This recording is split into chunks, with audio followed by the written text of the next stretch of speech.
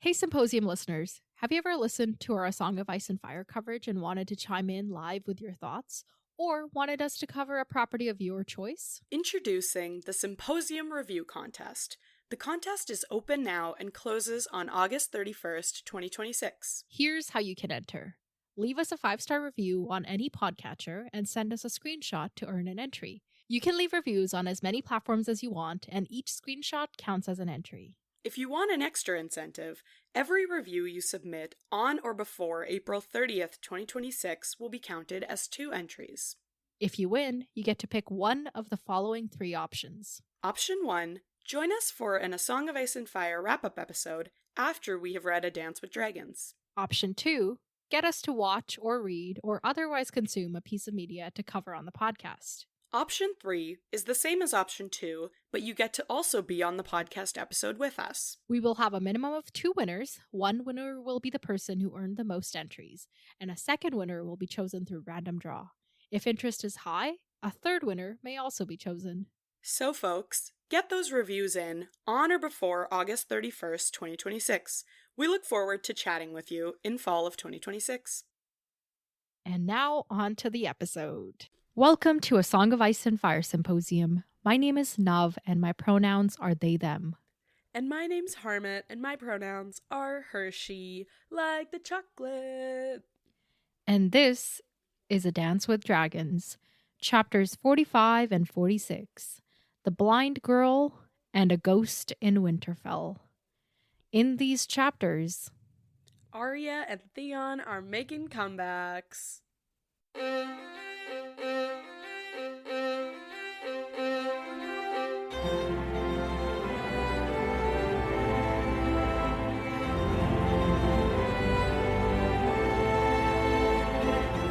welcome to the podcast, everyone.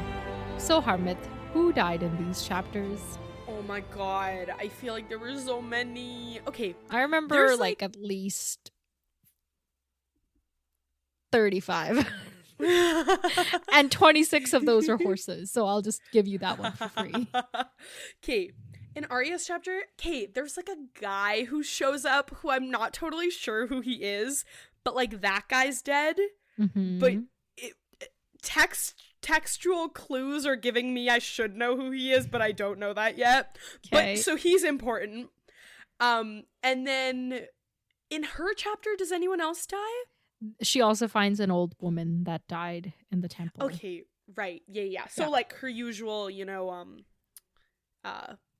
rounds, if you will. And then in Theon's chapter, And the Sea Lord is dying. It'll only be yes. news once he is dead. Yes. I thought And we'd then- just cover all our bases. Remember when we didn't Yeah. and nobody was dying, and then we had to be like, this person might be dying or almost is dying or is coming Right. back from dying, like all the We needed something to fill the segment, right? Yes. And then in Theon's chapter, there's like 35 ka-choo, dead.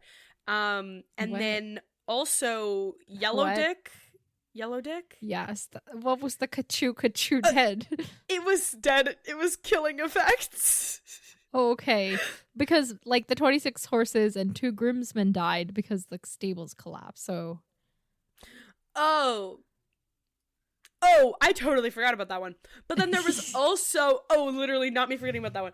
I was thinking ka-choo, the people who got murdered. yeah, and I think other than Yellow Dick, there were 2 of those. Mm-hmm. Yeah. Yeah. Yes. Okay. Yeah. I think that is all.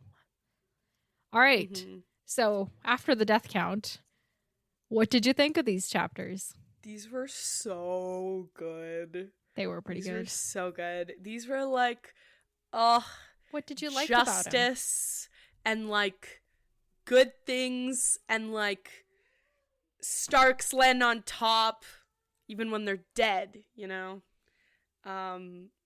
This was just beautiful. I mean, Arya's, you know what's so fun about Arya chapters is there's always an arc. They're like, I can't remember the last boring Arya chapter we had where there wasn't some sort of, like, I feel like Arya chapters always start off as one thing and end as something else, or like something is always happening. And I feel like she also has some of the best like last page to her chapters. Do you know what I mean? Because it'll be like, the axe hit her in the back of the head, or like, you know what I mean? Like, her chapter You didn't seem ending, to think that was the best ending at the time you read it. Okay, hey, that was years ago, okay, that was years ago. But it's like, she really has some of the best like mini arcs going on, and it's just it's so fun to read her chapters. I agree. And then Theon's chapter, holy, like, I don't even know. Like, what? Oh my god, this is so good. And seeing it through Theon's eyes was so perfect, because he's like recognizing things and having flashbacks, and he's like, oh, that's when I did that. That's when Reek did that. And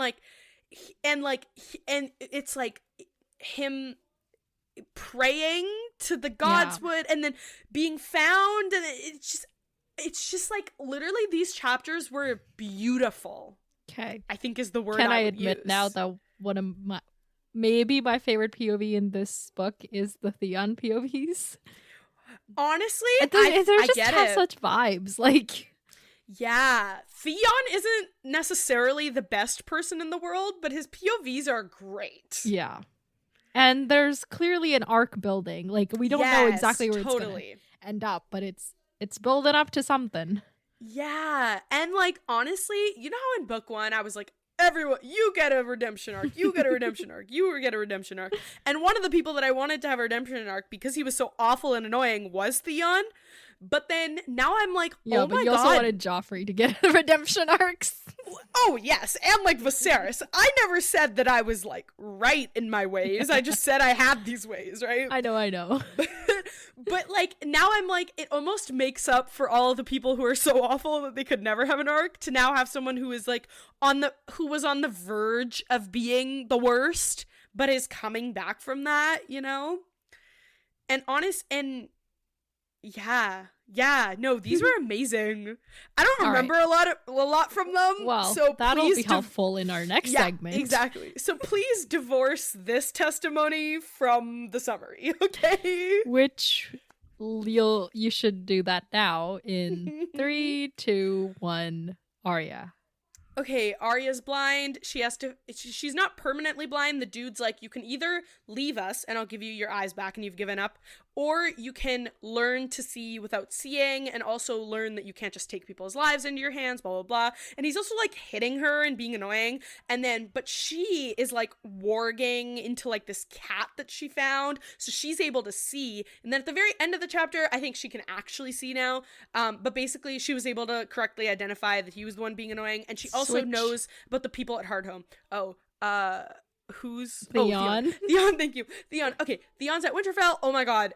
We're getting like flashbacks to Red Wedding, flashbacks to Theon's takeover / Reek's takeover. Things are happening. We don't know who's doing what, but it seems that like Mance is involved in killing people. It's bad. Like, sure, they're safe in the walls, but like they literally have ropes to walk across the yard. Like, it's bad. Wait, no, I'm getting lost. Theon goes and prays, like, and he's they are, and they are. Yeah, Stannis shows up, and Theon goes to the Godswood, and he's like, please save me. And they blame him, and it's not him.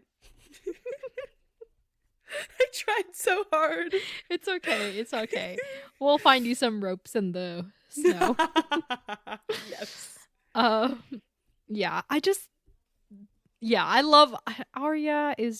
I just love her. Like, when she's like, Arya's my little baby. I can tell shit just by smelling it. Like, I just love that for her. And then Theon's chapters are just such a vibe these days. Like, I was like, even that wedding chapter, which ended horribly, but like the whole build up of it was just vibes. Like, yeah. And also with Arya's, like, another thing that I forgot to mention that I loved was like her attitude towards this whole thing. Like, even I feel like multiple times she's like, you know what? I can't see, but I can smell. I can do this. Like, I'm still just as much of a deadly weapon as I always was. And it just feels like such a positive portrayal of like not being able to see as well. Yeah. And it just was like, I just also like, because with Arya, she's blind, already a killer. She's just as capable. Yeah. Exactly. But Arya, on one hand, obviously Arya is our beloved but still, you know, murder child. But on the other hand, it's like, hey, so she's murdering people. I don't like to think about that.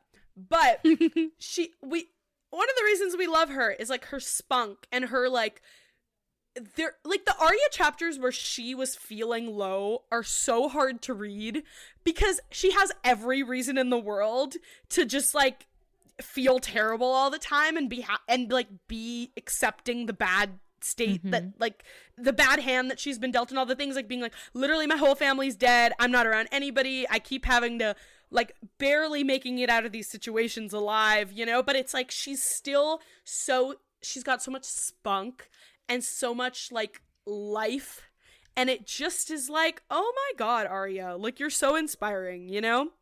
And it just is like yet another obstacle that she's kind of effortlessly conquered. Like, yes. Yeah, I have more thoughts about that, but I want to talk about it in the chapter, so... Okay, yes. Let's get started. Why don't you get us started on Arya's chapter, and then I'll pick up. Okay, Slate.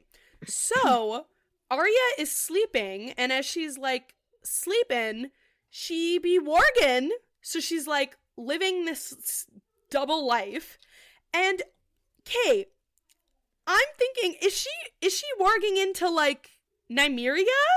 Yeah. All the way over there?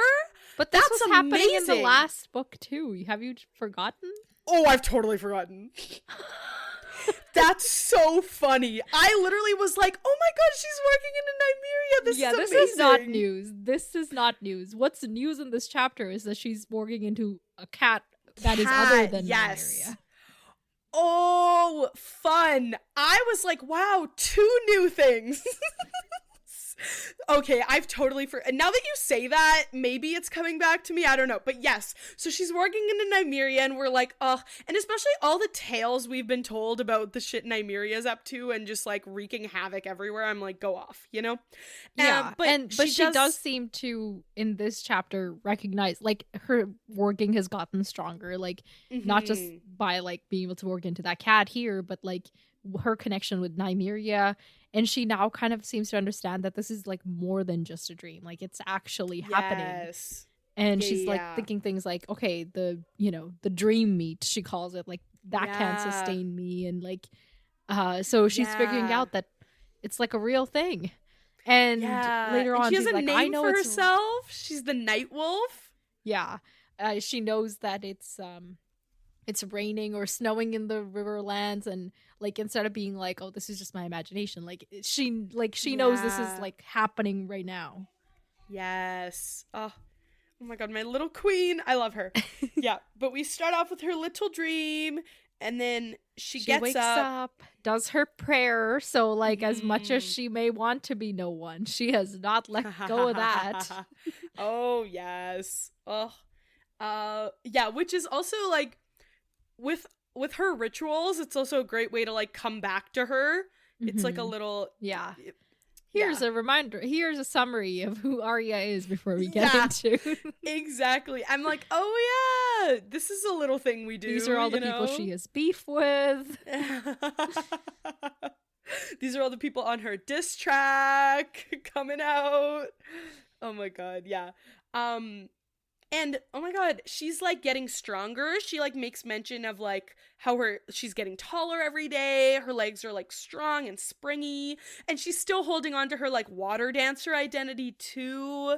And she's like, okay, Blind Beth isn't a water dancer, but I'm not gonna be Blind Beth forever. So once again, holding on to herself, slaying girl bossing.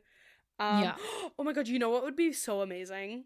I'm having a vision of like Arya and Sansa like ruling in the north together, and then they go to like their buddy Jon, because Jon and Sansa have reconciled too.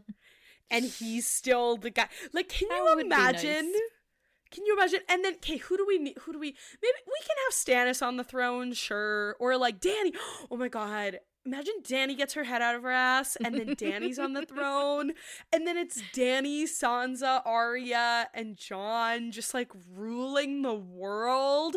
Oh my god, and then Arianne and Dorne, and then Asha in freaking Pike, or on Pike.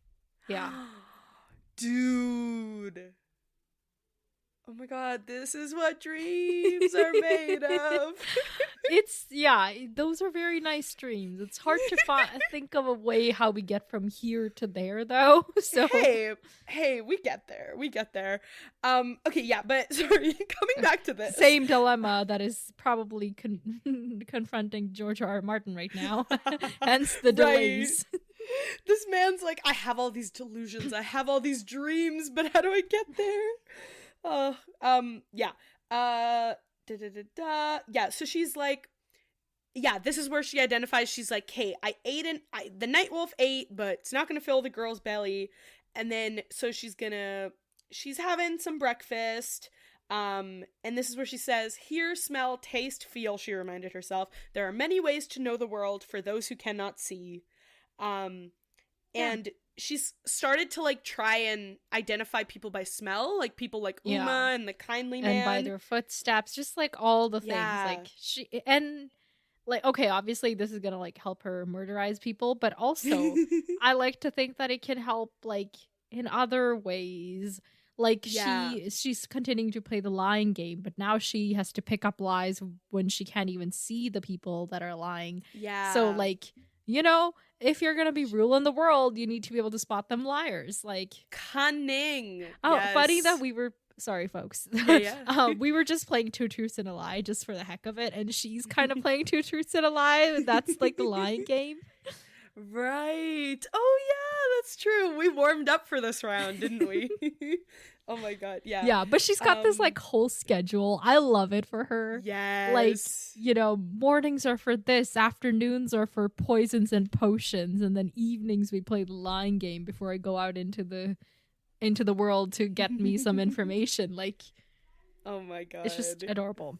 But she's the persona she's chosen for herself, like this persona, she has named herself Beth, and she thinks that it's might be because there was a Beth at Winterfell.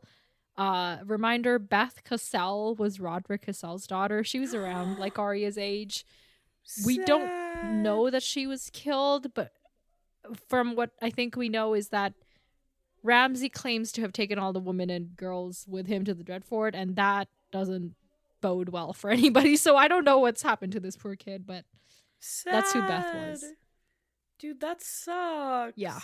And as they're having breakfast every morning, the kindly man asks her, do you want your eyes back? And she says, I might want them tomorrow, but not today. Because as soon as she says I want them, they're going to have to be like, you have to go now. And she's not going to do that. So I like that she says maybe tomorrow, but not today. So that she's like keeping it open, you know, in case she does want it tomorrow. Oh my god. And then he gives her report of like what she learned the previous evening. And she had spent the previous evening at the Inn of the Green Eel. And she says she learned that the Sea Lord is sick, and the kindly man is like, yeah, but that's old news. It'll be news when he dies. Like, everybody knows he's sick. Yeah. Her other thing is that somebody is what yeah, okay. She says that the new Sea Lord will be Tormo Frhagar. And then the kindly man is like, do you know that? And she's like, I know that some people are saying that he'll be the Sea Lord. Oh my god. I just love the technicalities. Queen behavior. Yeah. Yeah. And then for her third thing, she thinks maybe I could tell you that it's snowing in the Riverlands in Westeros, but then you would ask me how, and I don't want to tell you. So instead she tells him about how Savorn, who's one of the sex workers, is pregnant and she doesn't know who the dad is. And her other thing, she also says that the Merling Queen has chosen a new mermaid to take the place of the one that drowned. Which, what are they like? I don't know what this is. I was gonna ask give us any more info. Yeah, the Merling Queen is taking a new. Yeah, I don't know. Why did she drown? Well, so the only this is not from world, but I know like people do like in our world do shows where they like dress up as mermaids and do like underwater shows and whatever. Is that what they're doing? Like they're like mummers, but underwater mummers. And then so that's why it's a Right. mermaid, but one of them drowned because they couldn't swim got up too back to the risky. Yeah, surface yeah. in time. Yeah, I don't know. Oh, that's interesting. Okay, so the Merling, it's like an act that they do, like for the tourists or something. It's my only guess. I have no 'Kay. idea, honestly. That's probably a good guess because I fully was like, this is way too casual for what it seems Or like. it could be like a sex work gimmick, you know? Like, have sex with a Yeah. mermaid. Let's see how you manage that. I don't know. Oh my god. Uh, Okay, interesting. Huh. yeah. But I don't know. I think the mummery makes sense to me, but maybe people know, and maybe we have heard about this in another Arya chapter or like in a Bravos setting, but I don't remember. Yeah, so then she's thinking back to the first day she woke up and could not see, and how the waif had given her a stick and showed her how to use it to guide her way and to count steps and, you know, just learn to navigate with that. According to the waif, the stick can be better than eyes once you learn how to use it, which I don't know if I would go as far. Yeah. And then and every day they give her like a cup of milk that like is bitter and tastes bad. Yeah. And I'm assuming this is what keeps her not blind. seeing. Yeah, I think so, because they gave her something to drink and then she woke up not being able to see. Right. So yeah. And then I imagine that if like one day she says, I do want my eyes back, they have like an antidote for this. They give it to her in the morning and she, you know? Yeah, that makes sense. Or if she doesn't drink this over a few days, it'll just wear off itself. Like, I don't know. Yeah, that makes sense. And yeah, so in the afternoons, they study poisons and potions. And because she can't see, she has to learn to recognize them by smell and touch and taste, which also a pretty good skill to have. Like, if you want to be a ruler that doesn't want to be poisoned, if you could just tell it by the smell, like... Right. Yeah, but also all of my chemistry training is like, girl, don't do this. Yeah, don't even waft that. Yeah, like... she's gotten burned pinky tips and blistered lips. Oh and my god! That one day she got herself so sick that she couldn't keep any food down for days. So like, she's been poisoning herself, but maybe she's doing that thing where she's building up immunity to the poison. So then, in the long term, it'll be worth it. Oh my god, man. But it is wild to be like, okay, you can't see, so let's now study poisons. Yeah, literally. Oh. And then at dinner, they study languages, and she's getting better at Bravosi and can speak it passably and without an accent, so that's pretty good. Wow, queen behavior. Yeah, but they want her to learn High Valyrian or improve her High Valyrian and learn the tongues of Lys and Pentos. So once again, a little diplomat in the making. Yeah. I always love when people learn languages, so that's wonderful. And then they play the lying game, and because she can't see, she has to tell like by tone and voice and all of that stuff.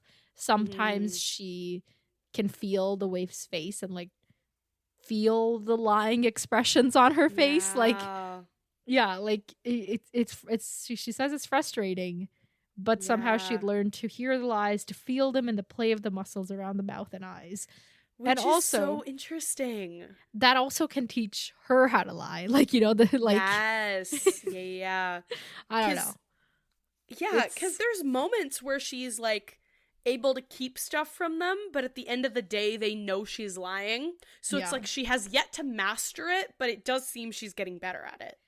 Yeah. And I generally I do believe honesty is the best policy, but I do think that sometimes a lie can serve its purpose. So like especially if you're dealing with, you know, the people in this world, like yeah, you do not survive in this world without being an efficient liar. Like, and Sansa's kind of learning that too with Littlefinger, so there's gonna be two lying little sisters. Yeah. Wonder if Arya can tell Sansa's lies when they meet, you know? Wow. If they meet. Oh, Sorry. if Every they ever- time I if they say ever when, meet. I break my heart a little because I'm like, will it be? Oh, man. Oh, I can't. Don't get me thinking about this. I'm sorry. I can't. Yeah. There's a part of me that wants this book to end not that well, so that if it's the last A Song of Ice and Fire book I ever read, I won't be that. Like, can you like imagine? you'll just be like, I'm so done with this shit. I don't care anymore. Not like a little bit, but more like if I can you imagine if my favorite part of these books is the ending? Do you know what I mean? Like, can you imagine if what's to come ends up being my like uber obsession, and then I'm sitting there and I'm like, you're giving me nothing else. So there's a part of me that wants to not like the end of this book, and then it's easier to handle like the I might not get more. Yeah.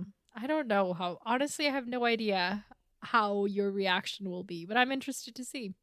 Yeah. Soon we will know. Very soon. Oh god, that's scary. Okay. Let's not think about that. Yeah. She's also remembering her training with Syrio Forel because, like, you know, like the learning how to balance and not run into walls and be quiet and just all those things. Oh my God. But it's a little sad too. She thinks like how that if she were her old self, she might have cried, but no one had no tears, so I can't cry. Ouch. This kind of got me like yeah. Man. Okay, and then so her job in the morning is to go check all the nooks and crannies of the temple to find all the dead bodies, because that's what people be coming here to do, die. And the first body she comes across is some young, handsome guy. She can tell by the feel. And he's got like curly, thick hair, and he's got coins from Westeros. Trying to think if there's any other identifying features.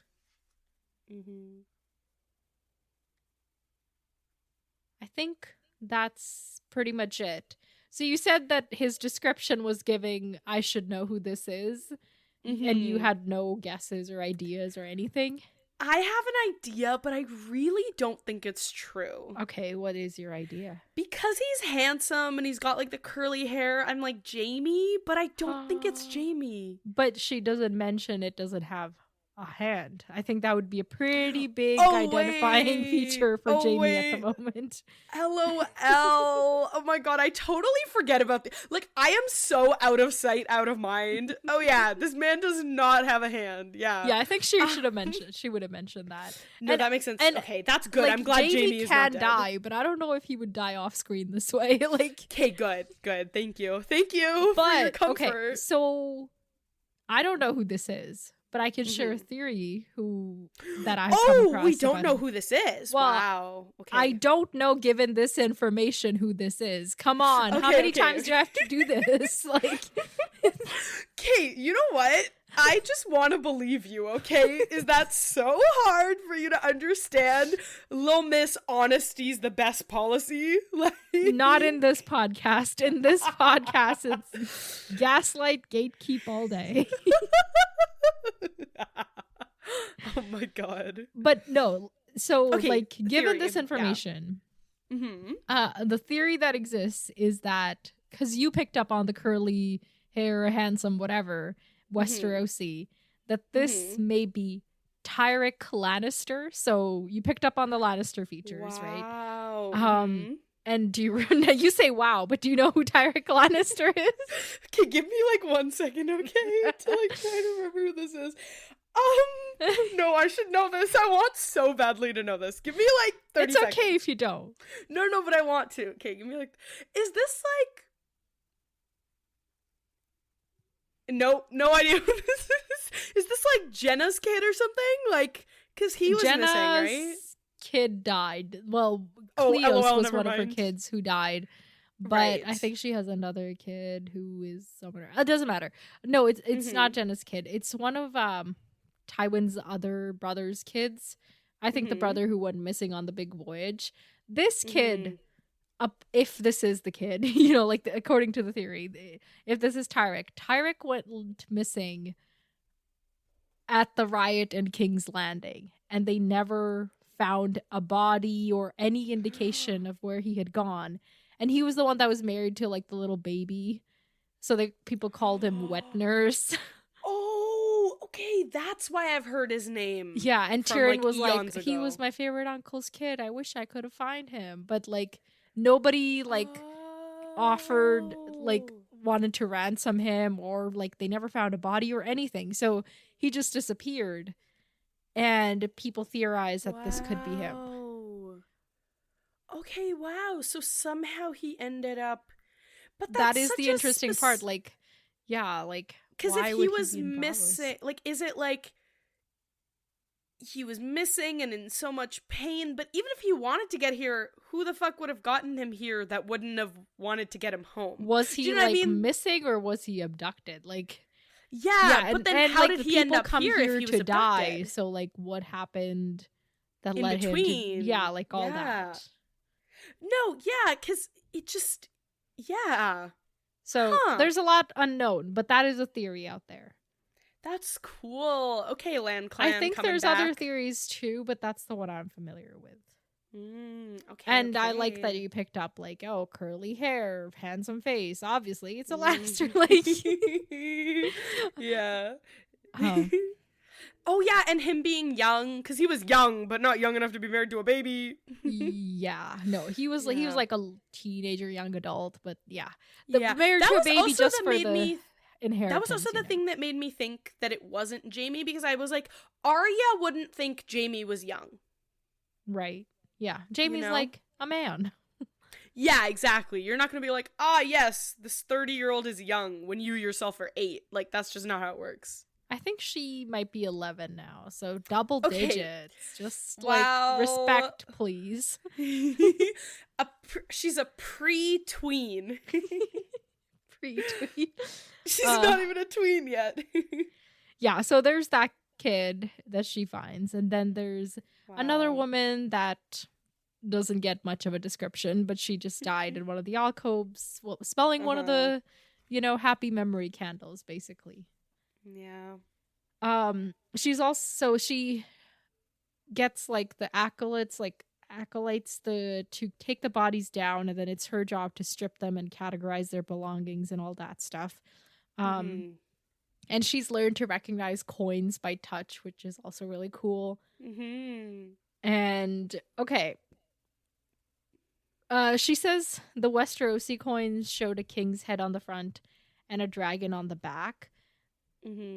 And this is not about, she's not talking specifically about the coins she found on the kid, which she says were 4 golden dragons. She's just talking in general about the different coins and what they show.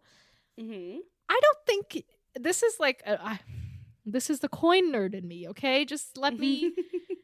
I thought Westerosi coins, like the golden dragons, for sure have the king and the dragon, but like the silver stags, I thought had a stag. And like other things other than dragons. Right. But maybe I'm mistaken. Like, why do they call them stags then if they don't have stags on them? Somebody answer my pressing questions about these coins. LOL. Is it possible that she's only encountered golden dragons? But she has seen Westerosi coins like in her life. Oh wait, life. yeah, like, she's right. Like if it is an inconsistency, I'm not like, it's fine. I just want to know as like a coin aficionado, like, do the stags have stags? Why are they called silver stags if they don't have a stag on them? Like, I'm willing to accept that all Westerosi coins have an imprint of a dragon. That's fine. But just explain the silver stag to me. Okay. Hey. That is my very genuine request to your listeners. Like, when I say tell us, I usually mean it like 75%. This time I mean it 100%. Tell me why they're called silver stags. Yes, please. Chime in, homies. Yeah, I care more about coins than the series in general, obviously. Oh my god. Okay. What? And she finds 4 dragons on the kid. And then comes somebody behind her, and she's like, who's there? No one. And it's a voice she doesn't recognize, and she can't tell by the smell or the footsteps or anything. But this person finds her every day to hit her with a stick, which is child abuse. Leave me alone, you old annoying man. Yeah, I guess whatever. I guess it's their training or whatever. This is like I know, but it's the same thing with like the Melisandre stuff, where you're just like, sure, it's your training, but surely you can find another way. Yeah. No, I'm not condoning this. I just, yeah. So this is part of what they do, though. Yeah. And she knows, so it kind of tells us that like maybe they can change their voices exactly easily. In addition, they know how to disguise their voices as well as their faces and bodies. Because she says earlier too, she's like, yeah, I've been able to identify people's voices and like their walks and stuff, but with the waif and the kindly man, I have a hard time doing it. Which was also a little bit of a hint because they that, just step so softly that it's hard to tell. Yeah. And she's familiar with everybody who's in the temple. Like there's 2 serving men, 3 acolytes, Uma the cook, and 2 priests that she called the waif and the kindly man. And there's some others that come and go, but those are the ones that actually live there. So she's like, I know it's one of them, but I can't tell who. Oh my god. And so basically she gets beaten with a stick. And then it's just like, okay, we're done for today. And then it says, I'm done beating you today. And her response is, no one beat me. Which is, I don't know. Yeah. It just, she makes so many no one, like, little, I don't even know if you can call them puns, but just little, like, comments, like. Yeah, like, I guess, okay. Like, they use, like, the no one joke so much. Like. Yeah. After getting this beating, she goes back to work, stripping the bodies, and she's just reflecting on how, like, she's so used to corpses now, like. Yeah. Oh my god. I'll be honest, I don't think I've ever seen a dead body in my life. I think I may have been to a funeral as a kid. Like, I know I was at my grandmother's funeral, but I don't remember if I ever saw the body or anything. Or, like, I've been to other distant relatives' funerals, but I don't know how I would do with that. Like, I don't know how I would deal with it. Yeah, I don't know. Is it? I think like she can't becoming see them, like a full-grown adult without seeing a body. I think it might maybe I should have seen a body earlier so that I could have come up with like coping mechanisms. Yeah, but maybe that would have just scarred you. And like I've worked in healthcare, but I worked in healthcare where nobody has had to die. So like,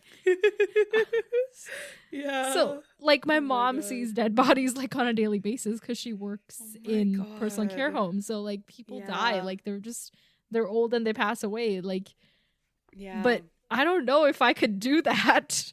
Sorry, I'm just having like a weird existential crisis. That's okay. Let it out. I don't know what I would do if I saw a dead body, but Arya is really cool with it. So let's get back to that. Yeah, but I don't know. Like, is it helpful to her that she can't see it? But then, is it hard because then she's focusing more on the smell and the feel? Do you know what I mean? So maybe it could still be just as bad. She's seen dead bodies before this too. Like, oh wait, yeah. Like she's killed people, but she was like literally in the middle of a war. So like, yeah, that's but true. She's getting used to dead bodies in like a very cold way here, like you know, like a distanced manner. Right. Yeah, that's true. Oh, bless her soul. Yeah. Okay. Sorry. I was freaking out about Arya, but then I started freaking out about myself.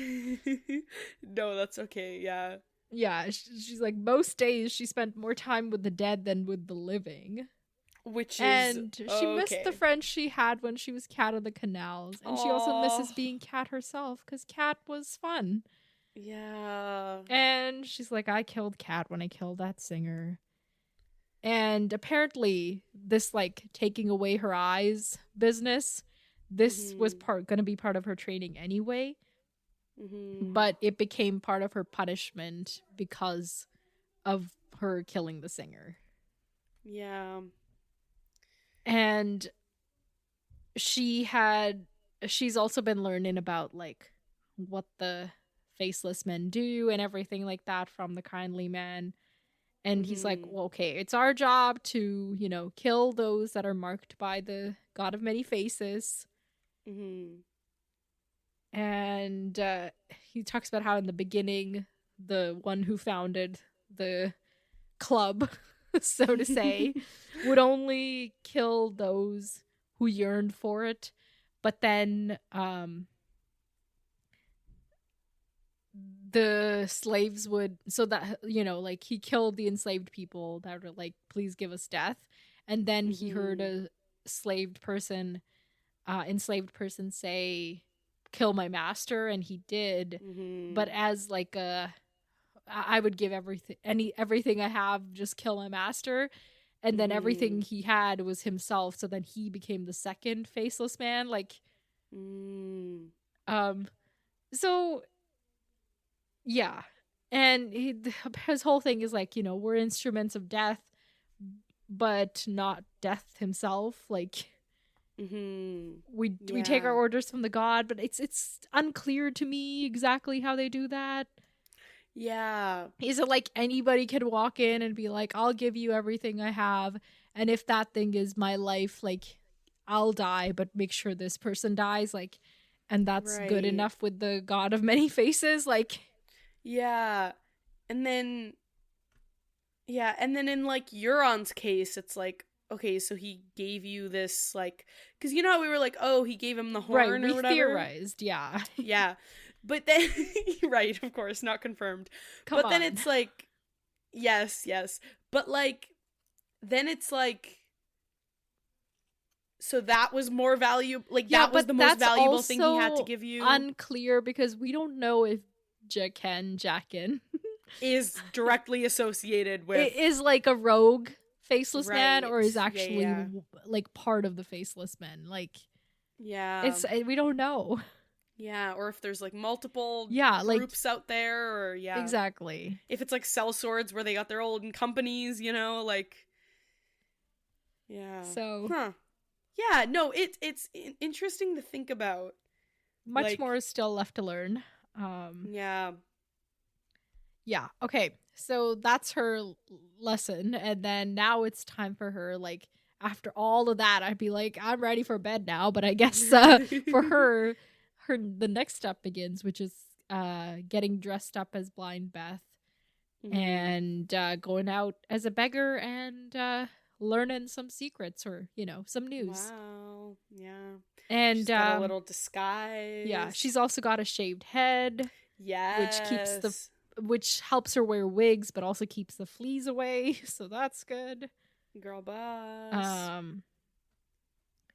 Yeah, and she wears rags, but at least they're, you know, warm, clean rags, so that's good. And they give her, like, in disguise, they give her, like, scars and a mole and all that stuff.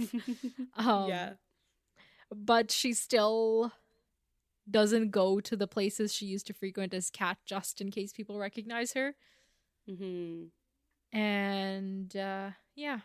and she's like, and it's like a very ugly disguise that she's putting on, and she's like, I bet even John won't recognize me, and that made her sad. Ouch, man.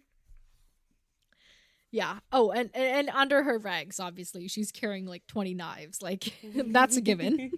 Of course. Yeah, like, people are fine. Like, she usually gets by all right, but she doesn't want to take any risks, which is fair. Yeah. And so she goes out on her way, and she can tell that it's foggy by the feel of the air. Like, just, I wonder if she's, like, in developing this, I wonder if she's also somehow, like, borrowing from, or, like, in tune with Nymeria's senses. Like, you know, like, okay, so she can't see, so she's refining her other senses. But what if she's able to refine them beyond what most other people in her same kind of training can do, because of this connection with warging. And like, how Yeah. cats can sense things in people that like humans can't, like that kind of stuff.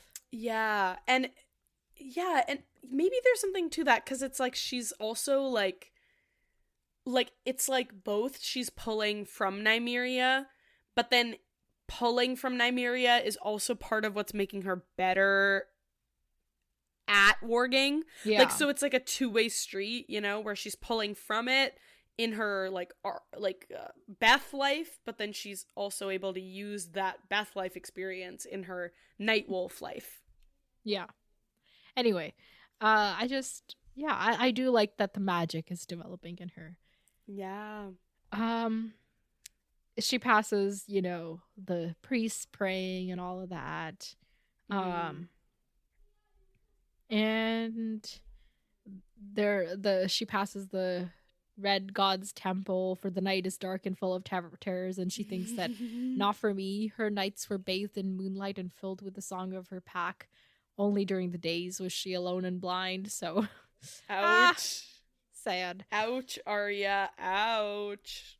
Yeah. So she knows all the taverns and inns, and she can tell them by their smell. Which is wild. Like, go off. Yeah, she makes sure to go to a different one to go begging, because she's realized that they don't want you there every day. Otherwise, you become too unwelcome of a guest, and then it's not good. So she goes to a different one every night. Oh my god, I just noticed your shirt is Schitt's Creek. Yeah.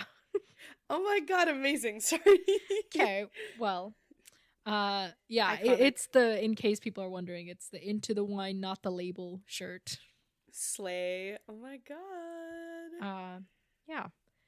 And so this night she ends up at Pinto's. What is the name?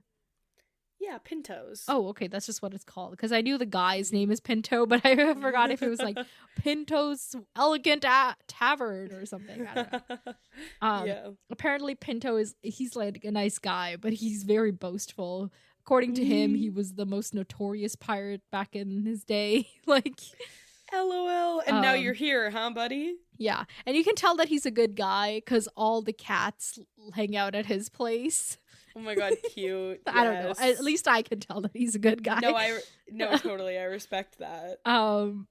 And yeah, so she kind of goes and sits down in one corner, and he even like gives her food and stuff. And then one of the cats comes over and hangs out with her, and she's like, these cats can tell. They're not fooled by this disguise. Oh my god. Oh. So I like that. Yes. I wonder if cats or animals can sense like, like a more elaborate disguise, like the kind Ken had. With, like a whole changing your face, hair, body thing. Right. Or maybe the direwolves can do that because they know they can sniff out when things ain't right, Yeah. Oh my god, put the senses to the test. Yeah. So like not only can Arya disguise herself, but she can also identify the disguises of other people, yeah. Yeah. Oh my god. She would be like the best faceless man on the planet with those extra skills, Yeah. So she's hanging out, and then these 3 Lyseni sailors come up. And they're here because their ship has been seized by the guards of the Sea Lord of Braavos. And as she's watching them or listening to them, she realizes that she can see them because she's seeing through the eyes of the cat in her lap, which is iconic. Amazing. Iconic. And then so that's cutscene. It's the next day. It's the next day to when she's giving her report to the kindly man. And she says that one of her things is that she knows why the Sea Lord sees the good heart. It's because they were carrying slaves. So, and she knows that where these slaves came from, they're wildlings from Westeros, from a place called Hardhome, an old ruined place accursed. And then we hear all about how, they gathered there because they were hoping to be rescued, but the only people that came were these washed off Lyseni ships that said they'll take the women and children, but then as soon as they were out of sight, they bound them and enslaved them. And one of the ships got away, so presumably all these free folk are now enslaved, like in lease or something. Dude. And then, but at least half of them, because the ship was seized, they ran into storms and this ship was so wrecked that it had to go to Bravos because they knew that they would get in trouble for slavery, but to survive, they had to do it. But hopefully that means that there's these free folk that will get saved, Yeah, that's true. Like, even if not everybody did, some of these people would. But, so I don't know how much. So, okay, this happened. Did people on shore, could they tell that they were enslaved and taken forever? Like, when John's ships pull up, will they be like, no, you're just here to enslave us too? Like, yeah. Yeah, that's hard, especially because, like, who was the lady who had the vision? What was her name? I guess she's not mentioned here. Yeah, but, like, even, like, I guess the vision wasn't too specific. Like, it was just like, we gotta go there. That's where the ships will come to or maybe save us. I guess if let's say, like, in the vision she did see a specific ship, and this one would probably match the description if she did see that, but she'd probably be like, oh yeah, it was in my dreams, of course they're taking us to a good place, whatever. But yeah, no, it's hard because once you get bitten once, you're not gonna go back to the same wolf. Yeah, but maybe like this happened after they were on board and like sailing away, so maybe the people on shore can't tell, so then they will be okay with it, but then they'll be like, what did you do with the rest of our people? Or, something like that. Right, yeah. Oh, yeah, because it's like, it literally is like, are they better off knowing what happened to their people or not? Like... Yeah. Because it's maybe like, if once they have agreed to come with John, and then they, like, send for news to Bravos, and the banker guy comes and is like, oh yeah, we caught him and there was disaster, like, Right, yeah. Oh, no, I do feel really bad for them. This sucks. Yeah. Okay. And I have a question. Yes. Can you remind me, what free city has, like, the Iron Bank? Bravos. Okay, it is Bravos, right? Yeah. Okay, because I was just thinking, I was like, oh, like, John has that connection now. Maybe, like, I don't know. Maybe that guy keeps in the know and we can get the news quicker, about what's going on. Yeah. No, it is possible. So I was just thinking, okay. Yeah. No, the Iron Bank is from Bravos, and they too are opposed to slavery, so yay for us. Yay. Okay. Now, so those are the things she tells him, but really tells us. And then her third thing is that I know that you're the one who's been hitting me. And the priest is like, and how could a blind girl know that? And her response is, I gave you 3. I don't need to give you 4.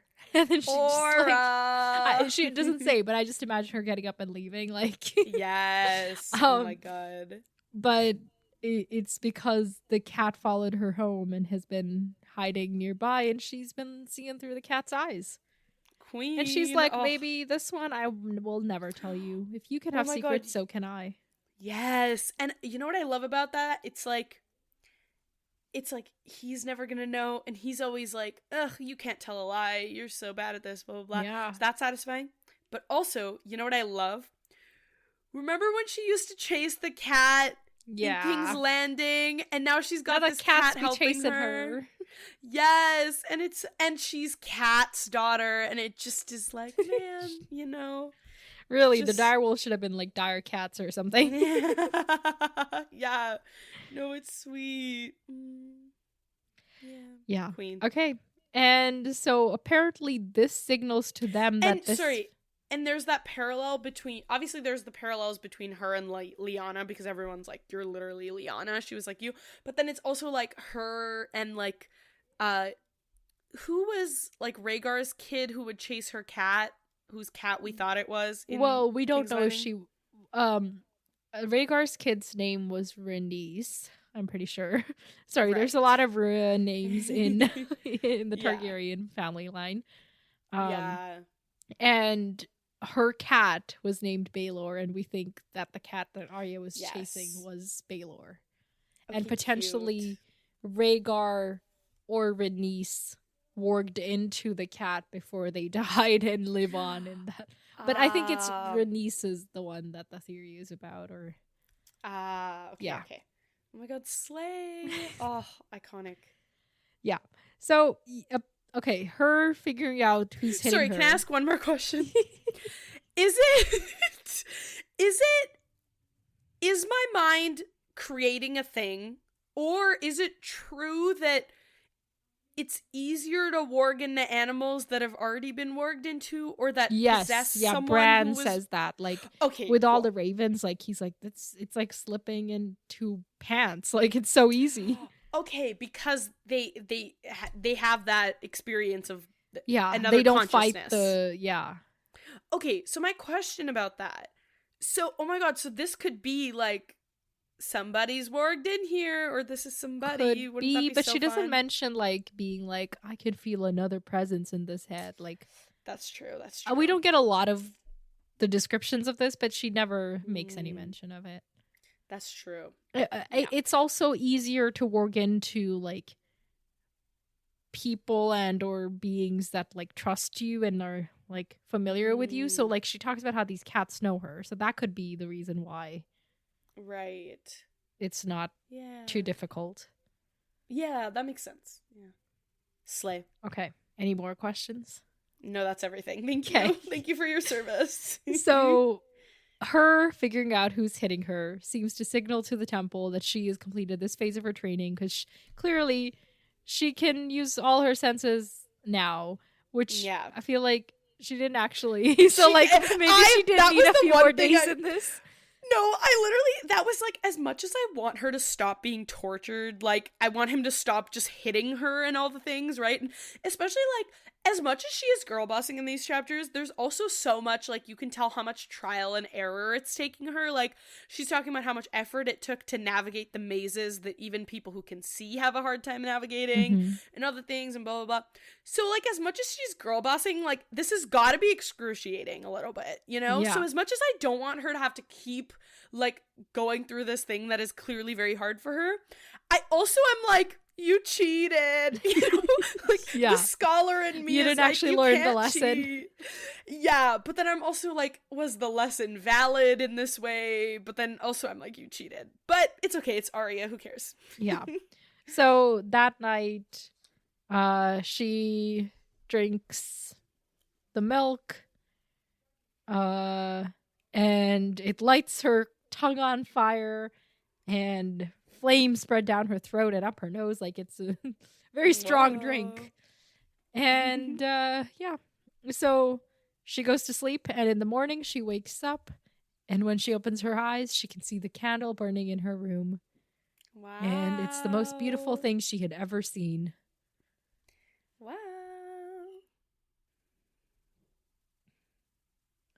Okay. Yeah, and also the night, like, after she tells the guy, she's like, I know what you do every day, whatever.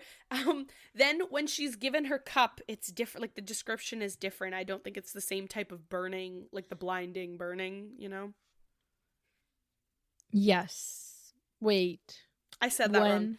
Like, you know, like, the her usual cup is disgusting, but it doesn't usually burn, and this new cup is clearly the antidote which burns. Yes. Thank you. Yes.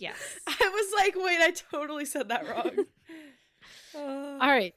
Anything to add for this chapter before we move on to predictions? Or if we have... No, that's everything. Yeah, I'm okay, just so now so she can hyped see that we again. have Arya back.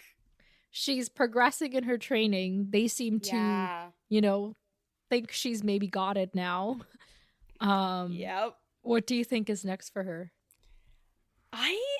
I don't know. Will we see her again in this book? Yes, we will. Okay, well, very confident you sound. We gotta. What? We're just gonna have one chapter where it's like, hey, she's got these skills, but let's never have her use them again. Like, I feel like we got a couple more. Yeah, I think, yeah, she's definitely gonna be here again. I think maybe because now she's kind of maybe she can be like an acolyte now, you know, and like go do the stuff they do, because we don't know what they be up to. So maybe it's like, you know, learning, just like advancing the level of like, yeah, I think she is an acolyte, but just like a lower level one, or at least she's like, I wore my acolyte's robes, or like, so she mentions there's something she says, I don't remember exactly what. Okay, yeah, I think she just is gonna keep progressing. Maybe we get to know some of the other people. Maybe they send her away on a mission if she gets good, you know? Because I also... And will she be successful in whatever they get her to do? Yeah, of course. She's Arya. Yeah, I also... Yeah, I'm just interested to know, like... I don't know if she's gonna have I don't know who else is gonna come here to die. Who else is gonna come to Bravos that she could run into or find out about? So I'm curious about, because especially like we know there's quite a few people on their way back to West, or trying to get on their way to Westeros. It's just like anybody George R. R. Martin needs to die, he sends to West he sends to Bravos just so they can Arya can take care of them. Yeah, maybe. But also like just all the people who are trying to make their way back to Westeros, like maybe through Bravos could be a thing. And I also think like because we've already seen like the lower level of all the types of training she would have to do, right? Like being able to disguise herself, being able to use all her senses, being able to lie, so I think just that on steroids, you know? Cool. I like it. Okay.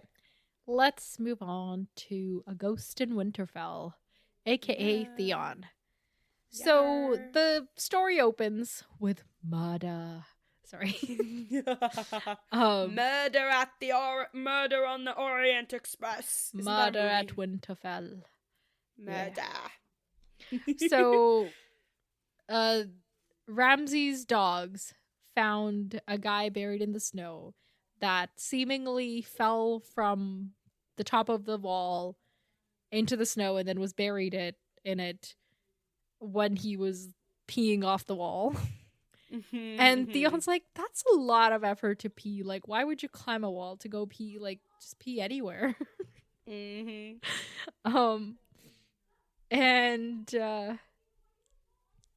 so that's how the chapter starts, and then it cuts to breakfast. And this is kind of like it's a kind of a repetitive chapter. Like something happens and then they have food, and then the food is getting progressively worse, and like the mood is getting worse, and just, you know, like it's people are getting more outspoken. It's a montage. That's the word. Yes. And they're really turning on each other. Like, yeah. And there's also a clear division in the food that the regular people are eating versus like what the highborn people are eating. So, you know, just to add a little bit of spice to the moods. Yeah, literally, until by the end everybody's eating the bad food, and it's like, yeah. And they're talking at breakfast about how Stannis could be like right outside the gates. They couldn't possibly tell just because of how heavily it's storming and all that stuff. And that's Winterfell was just covered in snow. And people are people are getting lost in the yard, so they've strung ropes from door to door to keep them from getting lost, which is wild. That is smart, but hella wild. Yeah, and like imagine being the people who had to do this as things started getting bad and you realize you have to do it. Like, yeah, like one guy just went to like go get his notebook from the other room and was never heard from again. Like, and they were like, maybe we should do something about this. Yeah, and I wonder, I would love to see a map of Winterfell just with the lines drawn in of like, we had one from the Great Hall to here, from here to here, like, you know. And the, sentries are like huddling up near the fires, and they pretty much left the walls to be guarded by the snowmen they created. Like, nobody wants to brave that anymore. Yeah. And no less a man than Hostine Frey, who had been heard growling that he did not fear a little snow, lost an ear to frostbite, which... Iconic. Get out of my freaking sight. I just like to think that even like the winter in Winterfell is like, fuck these Freys. Like, I'm gonna target them specifically. Exactly. And you know what? There's gotta be some old magic there. There's gotta be an explanation. Like, yeah. And but this is the sad part. The horses are suffering a lot. Yeah. Because they don't have enough room in the stables. The stables are overcrowded as it is, so a lot of the horses are just out in the cold, and they cover them with blankets, but if the blankets don't get changed regularly, they just get like, soaked through and frozen, and then... Which is worse. Yeah, exactly. Yeah. And of course later in the chapter the stables collapse too, so like really nobody had the better end of that. Yeah, man. Ugh. Yeah. And then it's kind of like the people too, where it's like Bolton and them had like the like long end of the stick, for lack of a better phrase. But then by the end it's like, nope, they're all eating the same thing. It's like same thing with the horses. It's like, let's keep Bolton's horse in the stables, and then it's like, nope, your horse is gone too. It's like a nice little like equalizing everything before Stannis comes in, and really is sort of gonna do his thing. Right. If he can get unburied himself from under all that snow. True. Oh yeah. And then the last thing I was gonna say, it's the same way with like the people inside versus outside, where it's like the last time we saw Stannis and Asha and them, it was like, man, you're miserable and you might die here. And now it's like, these people are miserable and they might die here. So it's like the horses, the people inside the castle, and then the people inside everybody's on outside. Equal footing all of a sudden. Which is kind of scary though, because anything could still happen. Like, this doesn't mean, that like we win. So it's hard. Who knows? And so then people are complaining, and this one guy's like, for all we know, Stannis is much warmer than we are because he's got his red woman. Maybe her red god can melt these snows. And then, of course, that is an unwise thing to say in the presence of Ramsay and his people. So he says to them, no, is it Ramsay? Yeah, Ramsay says, when he hears about this, he says, okay, since you seem so fond of Stannis, we'll just make sure to send you to him.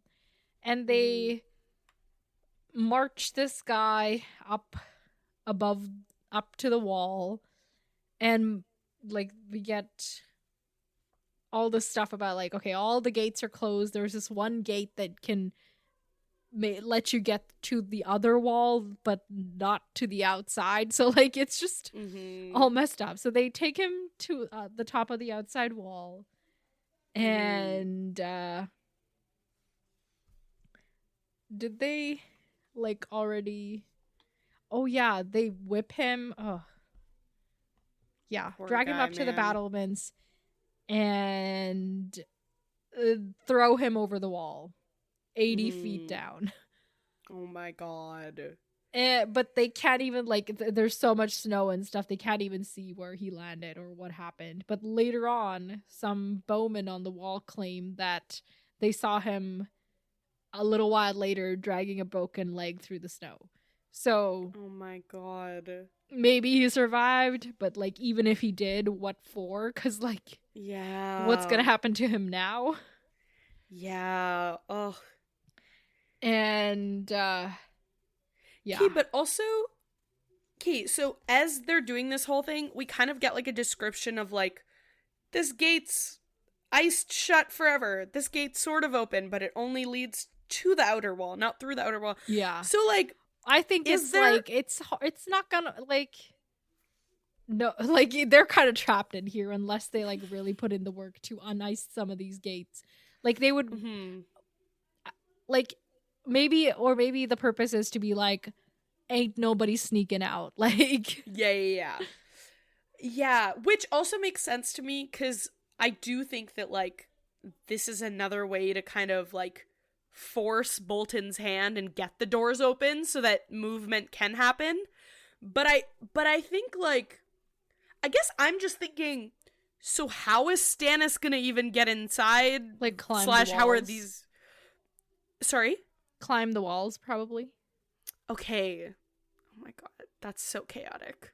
Because then it's like, if they can't get out and they can't get in... That's the question, like, in any seas. Like, they're not... The doors can't always be taken down, so... That's how Theon got in. He climbed the walls under the dark of night. Yeah, but I guess I'm just thinking he didn't have to do that as winter was, like, here, you know? Like, it's just gonna be a lot harder. Yeah, but maybe they can just build some, like, you know, snow steps, like, up to the wall. Like, they've got so much snow now. They just start compounding it into a big staircase up to the walls. Yeah, maybe. Oh my god.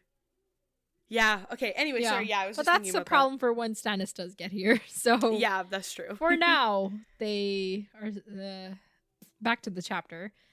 Mm-hmm. And, back in the, you know, big hall, they're talking about how the snows are gonna bury Stannis, we won't have to worry about him. And Theon's like, yeah, but the snows might bury us too. Mm-hmm. And the lords and knights are still eating some of the good stuff. Mm-hmm. And then one of the washerwomen, Abel's washerwoman comes up, and her name's Holly, and of course she's once again trying to be like, hey, take me to the crypt, homie. Yeah. And I wonder if she's heard that he took Lady Dust into the crypts, or I wonder if other people know that happened too. Yeah. Or are they just asking because they know he lived here, so he would know where the crypts are? Yeah. And do they think there's, like, a way through the crypts or something too, or, like, because I'm just thinking, they're probably like, willing to try anything at this point. That's true, yeah. Or even, like, that's somewhere they could go to plot or something too, like. Yeah. Or if remember, the whole Abel tale is that Abel the Bard stole a daughter of Winterfell, and they were hiding in the crypts the whole time, so, like, they could hide away until everybody left, and then not left to go look for them, right? Only to be found in the come out of the crypts like Bran and Rickon and them did, right? Mm-hmm. So who knows? But that's what Holly's here for, and Theon's like, just leave me alone. And he's figured out that clearly Abel wants to leave, and he wants me to tell him how, but I will not. So you know what? This also is giving me hope for Theon's arc. Like, he's slowly getting back to his scheming bastard ways without even wanting to be. Wait, why in is these that ways. scheming bastard ways? Just like, because he's like clocking Mance and all the things. Like, he's getting back to his, like, schemes. Well, I don't know if he's getting back to his schemes so much as he's just emerged slightly out of his misery to a point where he can pay attention to his surroundings again and can make observations. Schemes. I don't think he's scheming though. He's gonna get to scheming, but he's gotta, like, identify other people's schemes before he can make his own, you know? Okay, maybe. But I do think it's more just that, like, up until now he was so occupied with being tortured by Ramsay that he couldn't, like, pay attention to anything else happening around him. Yeah. And now that he's got, like, the tiniest bit of breathing room, he's picking up on what's happening. Yeah. Okay, anyway. So, yeah, I'm not helping, blah, blah, blah. He leaves, and he goes up to the battlements. And, and, like, the guards stop him, but they're like, whatever, just don't be close to us. Like, be cold, go die, whatever. And he's walking. He's like, I could just jump and be dead. Or maybe I could jump and live like that guy potentially lived. Oh my god. But then he's like, Yeah. well, like, what happened to him? What is going to happen to me? Like, what is really the point? Mm-hmm.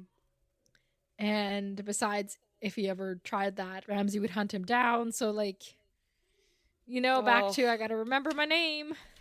yeah. And then it's the next morning, and another body is found. And it's this time Sir Mm-hmm. Ennis's squire, Yeah. who was found naked and dead of exposure in the old castle lich-yard. Mm-hmm. And Sir Ennis just basically laughs it off. Is like, he probably got too drunk and got lost in the yard. And but nobody can quite figure out why he would be naked if Mm-hmm. that were the case. Yep. And the next day, not the next day, the same day, a crossbowman sworn to the flints turns up with a broken skull in the stables. And Ramsay declares that he was kicked by a horse, nothing more. And Theon's like, okay. It all seemed so familiar, like a mummer show that he had seen before. Only the mummers had changed. Roose Bolton was playing the part that Theon had played the last time round, and the dead men were playing the parts of Agar, Gnir, Redrose, and Gelmar, the Grim.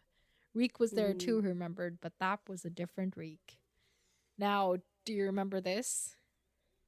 Is this when they were getting, like, taken over? Like... No, these three guys were with Theon and Ramsay, or Reek, when they went looking for Bran and Rickon, and they returned with the bodies of those other kids. So they were witnesses to the fact that Bran and Rickon weren't really dead.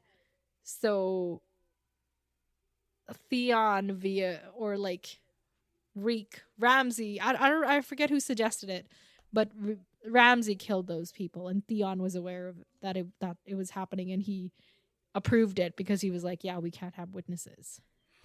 Oh, because they'll know.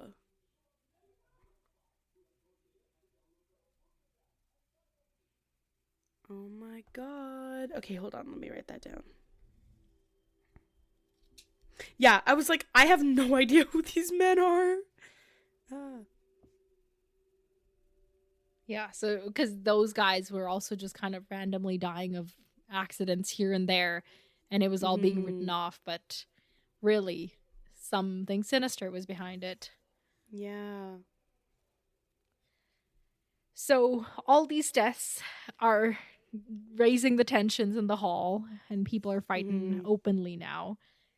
And the Freys and Manderley really get into it.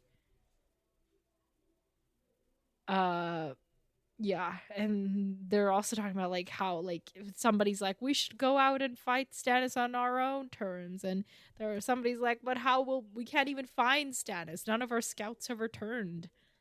And Manderley, and then this is when the Freys are like, Manderley's like, I'll join you, Freys, and then the Freys are like, just so you can stab us in the back.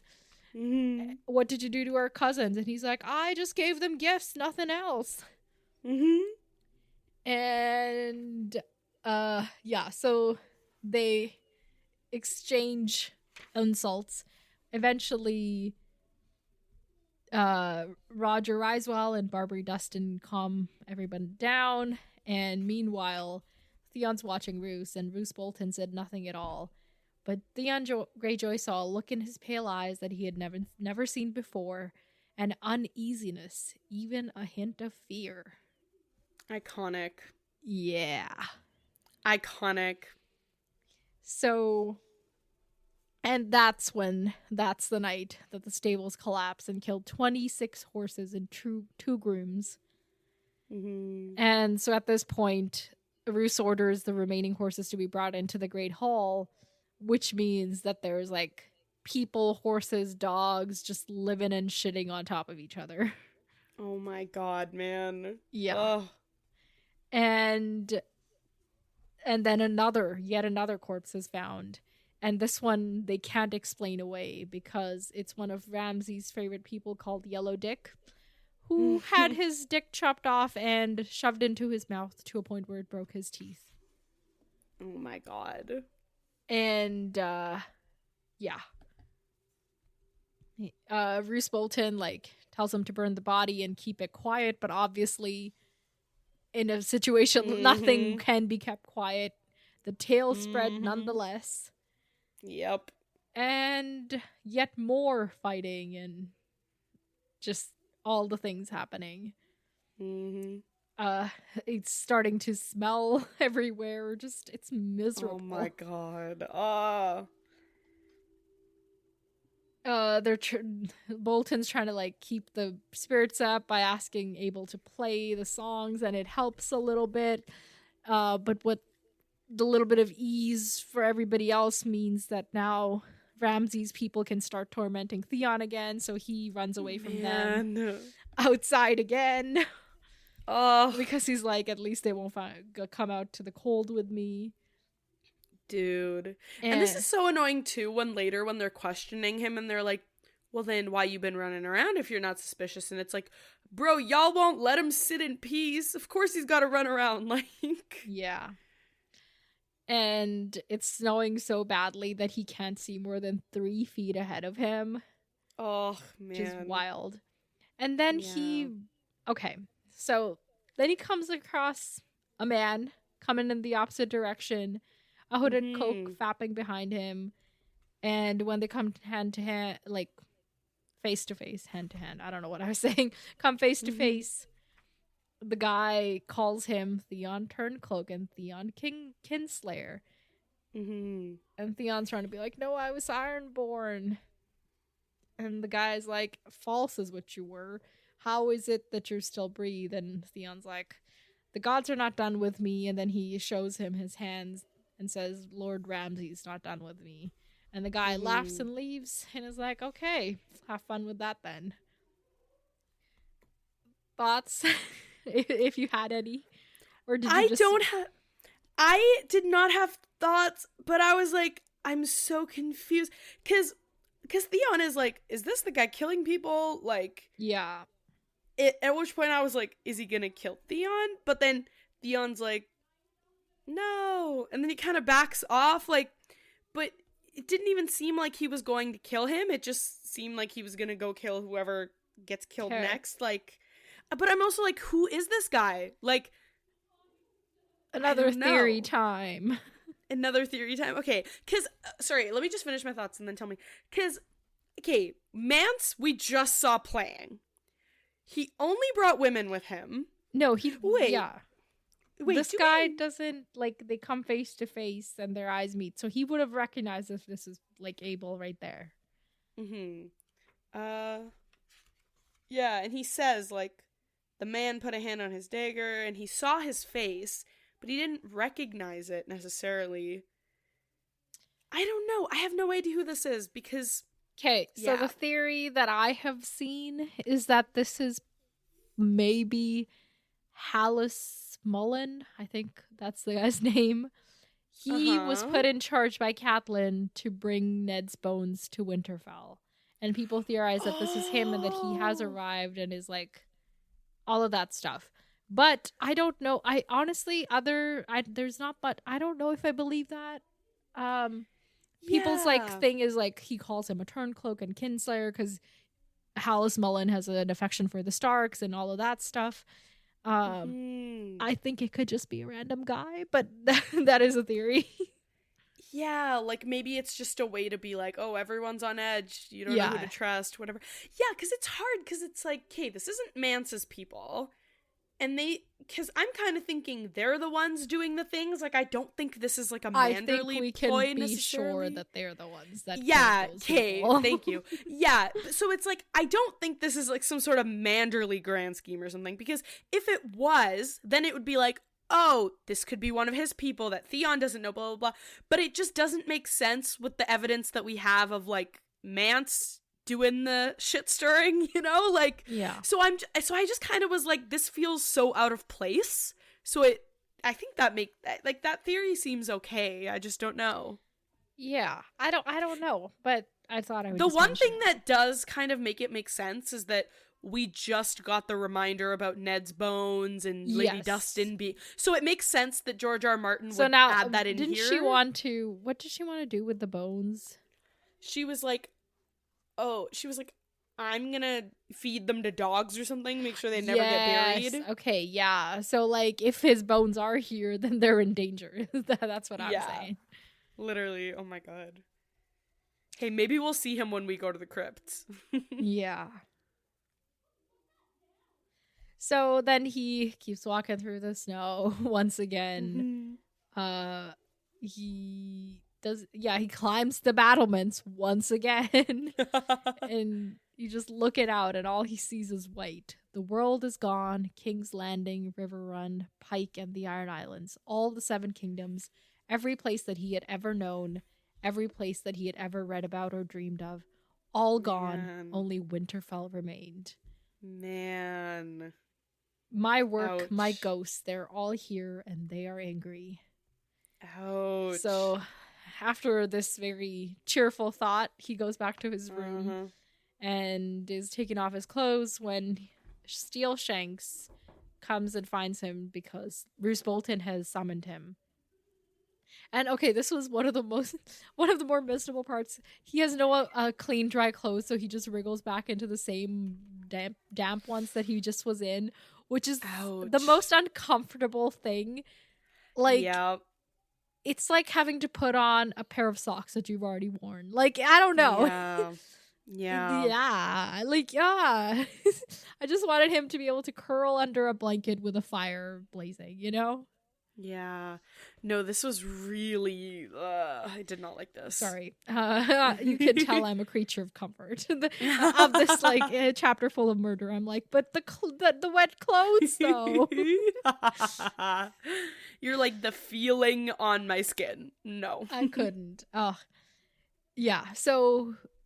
He has been called, and Roose Bolton is there, and a bunch of his like people are there, like advisors are there, lords of whatever and whatnot.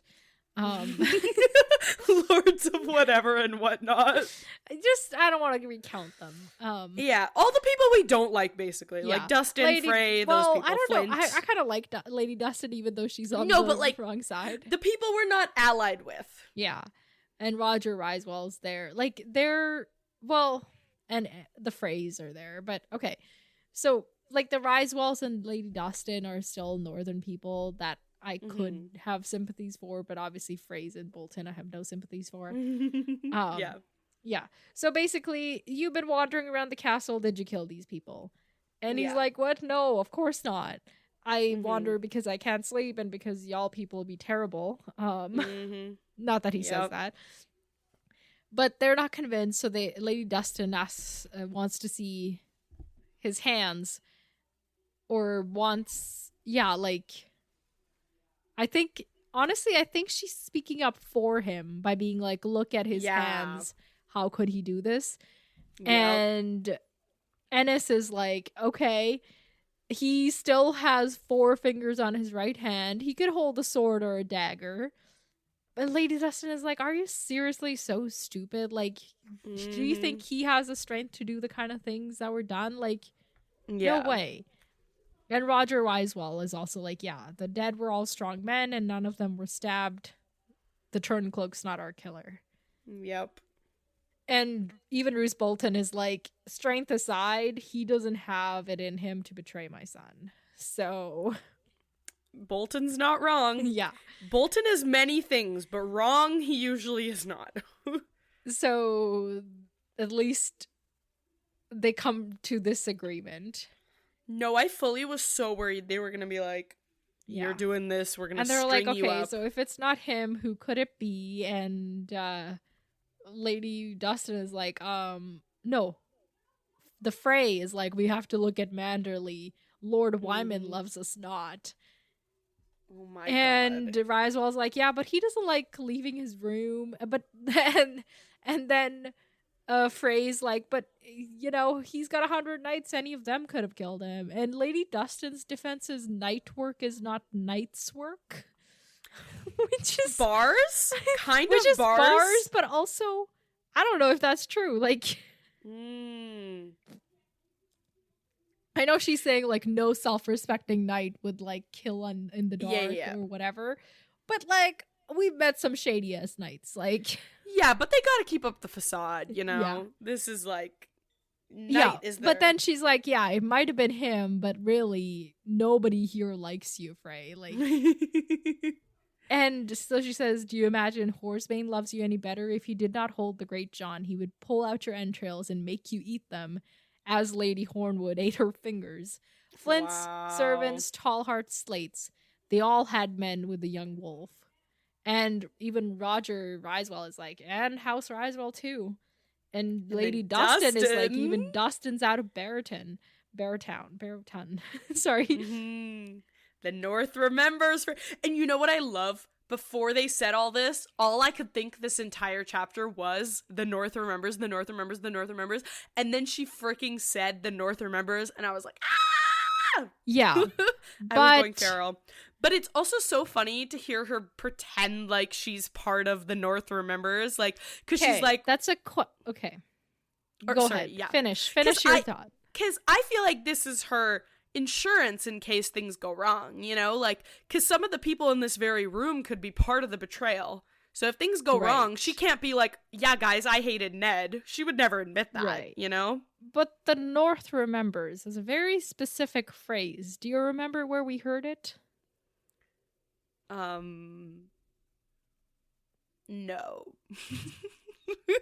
I wish I did. It was when Manderley was talking to Davos and he was like, we gotta do this. We gotta get our revenge because the North remembers. That's like what that whole chapter ended on. So you think that she's already part of the scheme? I don't know. It's a very specific phrase to use if you ain't been colluding around it, you know? Okay. Kate, are we sure that the North remembers was not a thing before that, too? I don't think so. Okay. Wow. Because it feels like a thing we've been saying. It feels like a winter is coming. I think it's a shared sentiment, but it's a very specific phrase. Wow. Okay. Then you know what? I may be wrong. If I am, please correct me, people. But like... Okay. Because I wasn't thinking, oh, she's already part of the scheme. I was thinking more like she's ready to... And also I choose to believe it because it's the better thing, you know? That's true, right. Like, even though she's emotionally aligned with Bolton. And I think it also makes sense because even with all the Bolton stuff, she was like she wasn't necessarily satisfied with those plans either. Whereas with the Manderleys and stuff, like, especially if they don't find the heirs and stuff, like, she's good. She's in a good placement. And with Bolton out of the way, like, she's in an even better place for power and all the things, you know? So it makes sense, but I just wasn't thinking like, oh, honestly, it could be like maybe Manderley's been saying it at lunch every day. Like, I don't know. I don't know for a fact, but I'm delusional and I like to think they're colluding. No, that does make sense to me because that's where I felt the arc could go anyway. So it does make it better if it's like it was already there before we even met her. These plans were in motion, you know? Maybe it has, like, now happened. Like, they've been living in the same castle now, you know? Oh my god, maybe they're having these secret meetings without the Freys and the Boltons. Yeah. Wow. No, this is kind of fun. She knows where the crypts are, you know? Yeah. No, it was fun to have her chime in after Roger chimed in with, like, but honestly, they could just, like, tuck into a corner in the yard. Who's gonna see or hear them? Like, true. They're gonna hear someone, like, squeezing the rope for dear life as they move, like, an inch at a time. They're gonna hear them coming from long before they arrive. Yeah. Yeah, but basically, you know, the Freys are like, blah, blah, blah, we had every right to kill him. And Roose is like, shut up. And basically he says, he flicks his fingers at Theon and tells him to go and tells him to be careful so that he's not the next body they find. Oh my god. And so Theon leaves. Mm-hmm. And he's still wandering. He's just walking and walking and walking. Like, man's about to need new shoes real soon because he has worn them through. Oh my god. And as he's walking, he hears a horn. And then there's drums. Wow. And it sounds like they're coming right outside the hunter's gate. Oh my god. And people are like, Stannis is here, Stannis is here. And they can't see anything because it's a storm right there. Yeah. And people are like, what are, like, and the horns are continuing. So then it's like, what are they doing? Or do they think it's the horn of Jorah? Are they going to blow these walls down? Oh my god. And they're wondering, like, if it is actually Stannis, whether there'll be a siege or, whether he'll storm the castle or, just wait them out or what is happening. And Theon's like, this is just, it's too overwhelming, all of this. Yeah. And he's like, maybe I can fight. And then I can at least die fighting. And that'll be something. Ramsay would never allow me, but maybe Roose Bolton would give me this gift. And I could beg him for it. Man. And death was the sweetest deliverance he could hope for, he thinks. Mm-hmm. So this is happening. And he goes to the weirwood, and the drums and the horns are continuing. So what do you think that is? Okay, I have two thoughts. First, I'm like, oh my god, Stannis is here. He's like being disruptive. He's like, come out to meet me, blah, blah, blah. But second, I'm like, what if this is just like a diversion? Not diversion, but like, this is to like compel them to open the gates and like go out to meet them and whatever. And then like Mance and them are ready to leave. Like, what if this is just a hoax? Like, what if like the then drumming who is doing it? Mance and them. But how are they outside the walls? I don't know. That I don't know. But I have a hard, the reason I'm trying to grasp is because I'm like, how the fuck did Stannis get here? And if it's not Stannis get here? Like, because they were like, maybe it's struggling. The guy who broke his leg and walked off. Just him on his own. He went and got them. I just don't know. Or maybe it's like a sort of like, you know how, because there was like the Flints and like the other clans and stuff, like the mountain clans were good and they could navigate. So maybe they finally were like, hey, you go on ahead, scare them, do this. We'll go meet up with Karstark and be on our, like, maybe they did some sort of like, not everyone's not, like maybe the storms got worse and they're like, it'll be bad for them too. Like maybe it's some sort of thing where not all of them are here yet, but these people went on ahead or something. Like, so that's why they're not like coming in just yet or like even trying, because it's like they don't have the manpower to do it yet. So they're just like creating noise, being disruptive, hoping to like lure them out, you know? Okay. Maybe. Interesting thoughts. I like them. So Theon goes to the Godswood. He is alone in there, which is kind of wild to me. Like, I know we needed to create this atmosphere, but like there's this nobody else warm, like the earth is like emanating heat place in this godforsaken space, and nobody is like hanging out in there. Yeah, literally. But maybe I don't know, but it's fine. I'm okay with it. So he goes to pray, and he hears the tree call Theon. Wow. And he's like, please let me die with a sword in my hand. Let me die as Theon, not as Reek. And then in like Bollywood movie fashion, a leaf drifts down from above, brushes his brow. LOL. My favorite. I love drama. Yeah. Then it lands in the pool, and it floated on the water, red, 5-fingered like a bloody hand. Bran, the tree murmured. Wow, this was beautiful. Like, top 3 moments in this book, core. Like, yeah. And then for one strange moment, it seemed as if it were Bran's face carved into the pale trunk of the weirwood, staring down at him with red eyes and wise and sad. Bran's ghost, he thought, but that was madness. Why would Bran want to Wow. haunt him? Why indeed? Wow. So are you convinced that this is Bran yet? I mean, yeah. Like, I don't know how much more obvious it could be. No, literally, he literally said, But I wonder, I'm spelling. like, what it is like on Bran's side. Like, is he saying like full Yes. sentences and all that comes through are like a couple of words? Like, Yeah.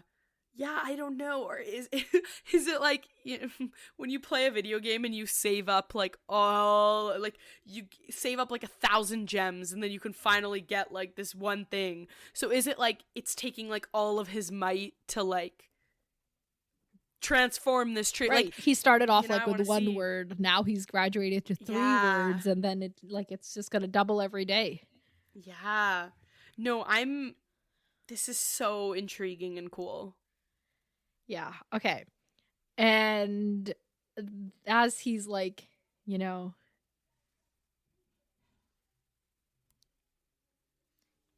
he thinks this is like Bran's ghost haunting him, and he's trying to explain like, I had to kill those kids, I had to, otherwise they would laugh at me, boo-hoo me. Oh. Oh. I like this Theon, but any reminder of old Theon is just like, Totally. I could Yeah, do yeah. without. Yeah. And then that's when the washerwomen, Holly, Rowan, and one of them whose name he doesn't know, come up, and they're like, oh, we'll grant your wish. You want to die with a sword and fighting, and as Theon, we'll make sure that happens. But first, come with us. Mm-hmm. Oh, no. Sorry, before that, he's like, oh, are you here to kill me like you killed the others?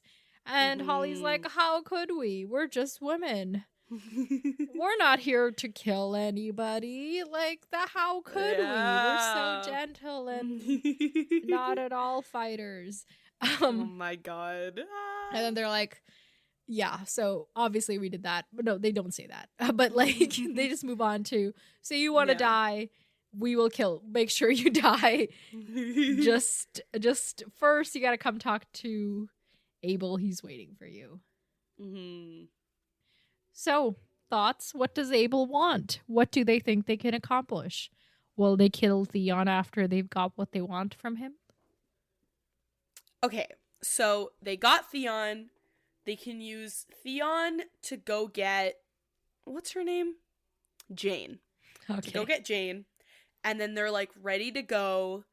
And then they just gotta wait for like Bolton to send people out, or like they literally just have to wait for the gates to open, and then they can and then they get run out outta real here. fast. Exactly, something Okay. like that. All right. And then, but like this is so smart of them. Like this is actually ingenious. Like take this this castle full of people who hate each other and are on opposite sides, and like sow even more distrust and make them be like, we have to leave. We literally cannot be here with these people right now, you know? Like, obviously things were already going bad. Like, the stables was happening. They're, like, running out of food, whatever. But, like, at the end of the day, you like, nudged along the things. And then now it's like, oh my god, this might actually work, you know? But I'm so curious about the Stannis stuff. I'm like, is he here? Are some of his people here? Did anybody go to help them? Like, what's going on? Okay, so your guess was that it's the clans people that went ahead and are being disruptive. I think so. That's a good prediction. If the crazy run out the door real quick when they open it plot is what it is, will that work? Yeah, man. Okay, so then they'll run out the door real quick, and then what? Then they gotta get to the north, or they gotta get, like... They're in the north. Wait, they gotta get to the wall, or, like, I don't know, is it, like, and is, like, Theon going with them? I think so, man. And then Theon's gonna be facing Jon, and Jon's gonna be like, we're cool now? I mean, maybe. Like, maybe... Okay, because... they're like, we'll let you die with a sword in your hand. So maybe Theon can be like a diversion or something. Like they let Theon fight and Theon's like, yeah, I'm gonna die fighting, whatever. And then they leave him. But I feel like Jane would be like, dude, you're literally the only one I know. Come with us. They didn't say we'll let you die with a sword in your hand. They said you want to die as Theon, we'll give you that. A nice quick death. Oh, LOL, Toll hardly heard it all. Oh yeah, because he's the one who's like, I want to die with a sword in my hand, but they didn't actually say that. Yeah, okay, so they might just kill him. But maybe it'll be like, he'll get them to Jane, but Jane will be like, no, don't kill him. And then they won't. Okay. So then they run out the door real quick, and then they run to the wall real quick because it's all so easy. Yeah, exactly. So, okay, I think there's some sort of diversion. They're definitely gonna use the crypt somehow. I just don't know exactly how they do that. So say all of that succeeds. How does Roose, how does Ramsay, how do they all react to that? How do the Northern Lords that have been sitting here for Arya react to that? Well, I think that they're... What's it called? Well, I feel like they're gonna have bigger fish to fry because Stannis is here. Like, I feel like they'll be distracted. A little bit, yeah. But I think specifically for... Like, I think for the Northern Lords, like, maybe with Stannis being here, with Jane being out of Bolton's clutches, like, maybe it kind of further empowers them. Like, maybe that's how Stannis wins. He's able to get some of Bolton's people. Like, they come out to fight, but instead of fighting, they come to his side or something. Like, you know, like, maybe that's something that works in our favor.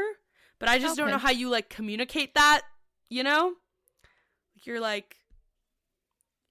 You know, so that I don't know, but I do feel like ultimately it's gonna wind up being in our favor.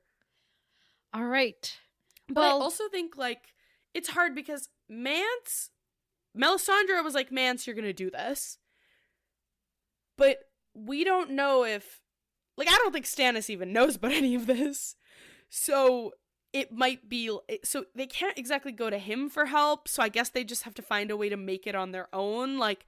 Maybe him and Melisandre came up with some sort of travel plan beforehand. Like, I just don't know how they're going to get there without exposing themselves to Stannis. You know? Right. So that's also hard. So yeah, I just kind of have a lot of questions. And no answers. Well, let me ask you a question. Mm-hmm. Of the 2 chapters we're going to read next week, what characters will we see? Oh my god. Okay, Jon and Dany, done.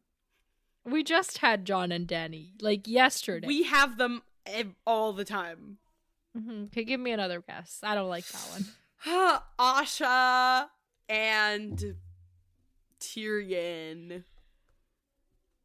Now that you know that we could have other characters from other books, that's all you guess. We've already had Asha and Arya. Are they really gonna give us more? What's his name? The Watcher. Oh, Arya Hota. Oh my god, they're all A's.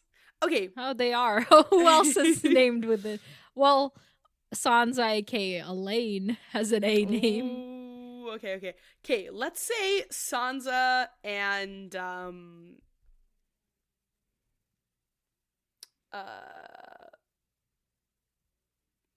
Jaime.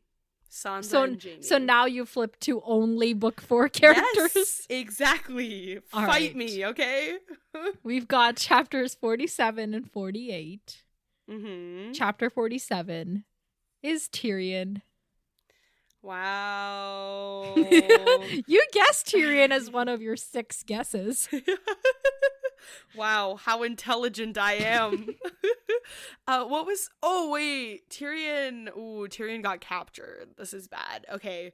Yeah, so bad. Tyrion got captured. Jorah got captured. Maybe they try to escape. Penny got captured. Pig got captured. Dog got captured. Oh, like, are you gonna name everybody? Okay. So, yeah, they got captured. I mean... Man, yeah, because we don't really know the specifics of these people, right? Like, are they just gonna be like, okay, I got you now? Or is it like, I'm gonna go sell you? Like, where are they gonna take them? Probably back to Volantis, unfortunately. Okay, so what are your actual predictions? They're getting sold. They're getting separated. But maybe it'll be people actually going over to Dany's neck of the woods, so Tyrion will end up there anyway. Okay, cool. Yeah. Chapter 48 is Jaime. Are you kidding me? For real? I gave you so many breadcrumbs. I was like, no, guess again. No, guess again, yet again. So then you finally did. Oh my god, oh my god, oh my god, oh my god, oh my god, oh my god, oh my god, oh my god. Okay, wait. I literally have to celebrate. Oh my god, oh my god, oh my god, oh my god. That all rhymed. Okay. Oh my god. Celebrate good times. Come on. Celebrate Jaime. Oh wait, he was with like Jenna and them, and he was like, man, it really is winter, huh? I think the last and then he'd rejected thing Cersei's yeah, thing. he was like, burn that letter. Oh my god, oh my god, oh my god, oh my god, oh my god. Maybe he's called as some testimony. Maybe he has to go. He's, what's it called when you're like subpoenaed, I guess? Yeah, I think you subpoena assets. I don't. Right. Yeah. I don't know. But what's the word for when someone has to if you come stop testify? talking about it, I'll maybe remember it.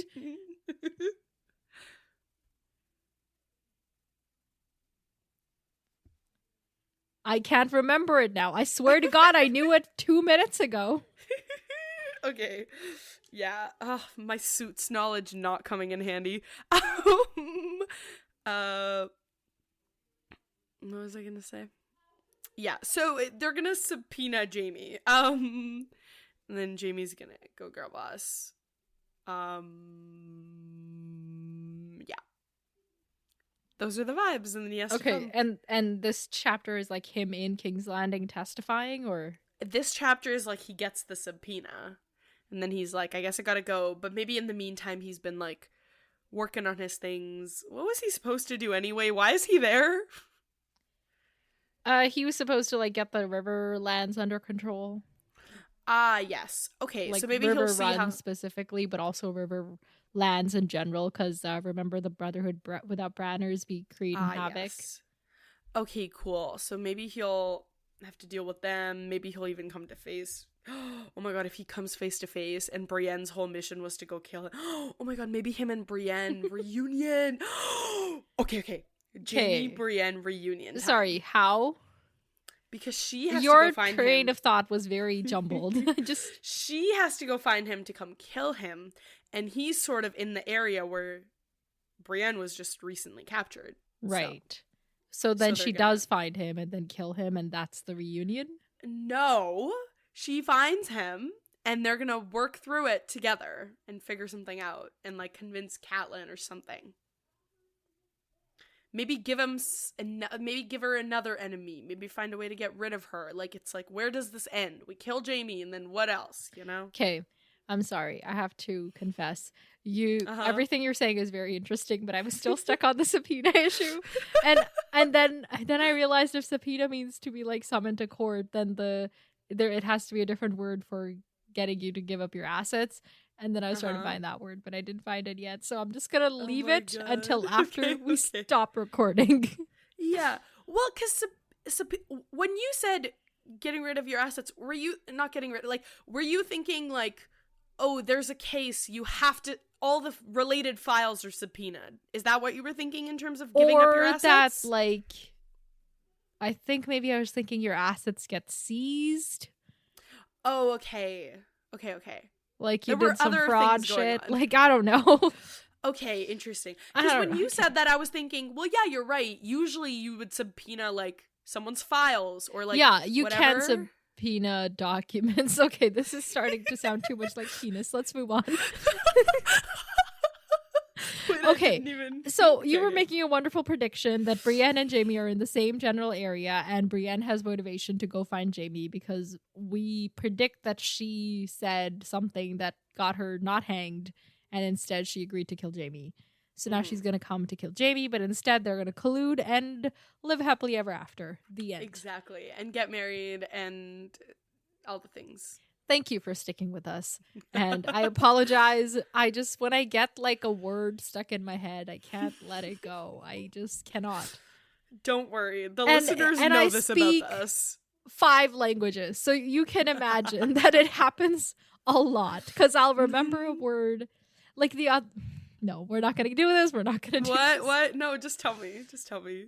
Here we are. Just tell me. I forgot the word kanun. I didn't forget it, but I was like trying to like say something, and then I was like the law, but like I was trying to say it in Punjabi, and I couldn't remember the word, and I literally had to Google it.